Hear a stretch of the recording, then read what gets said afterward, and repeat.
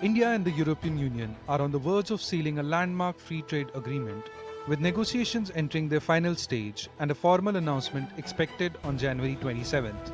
If concluded, it will be the largest trade deal India has signed to date, covering commerce with the 27 nation European Union, one of India's biggest export destinations.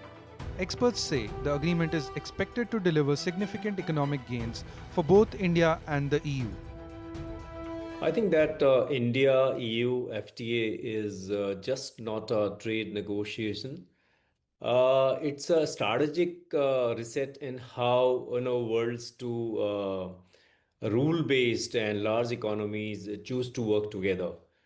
For India, it's a entry into a global value chain in very advanced economy, and for EU, it's entry into a market which has a scale, which has stability. India EU FTA, especially for India, is extremely critical and very important, as India is going to enter into around 22 trillion dollar economy with the 27 nations. At the same time, EU is also having a large market with 1.4 billion people. According to exporters, the agreement is set to boost key sectors including textile and apparel, pharmaceuticals, chemicals, engineering goods, gems and jewelry, leather, petroleum products, and iron and steel. With EU tariffs expected to be phased out, industry estimates suggest India's export to Europe could double over the next 3 years, enhancing competitiveness and market access.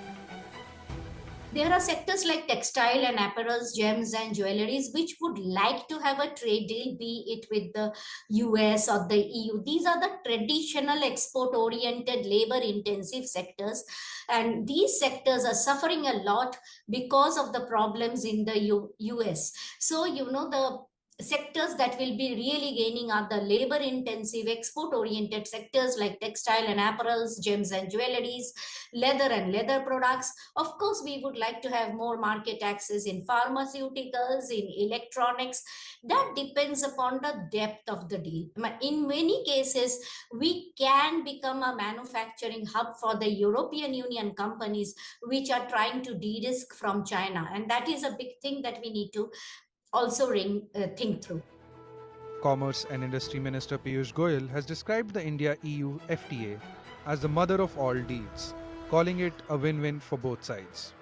The agreement is expected to help Indian exporters diversify markets amid high US tariffs, cut dependence on any single trading partner, and integrate Indian companies into European value chains through a stable and predictable trade framework. If you like this video, then like, share, and subscribe to Mirror Now.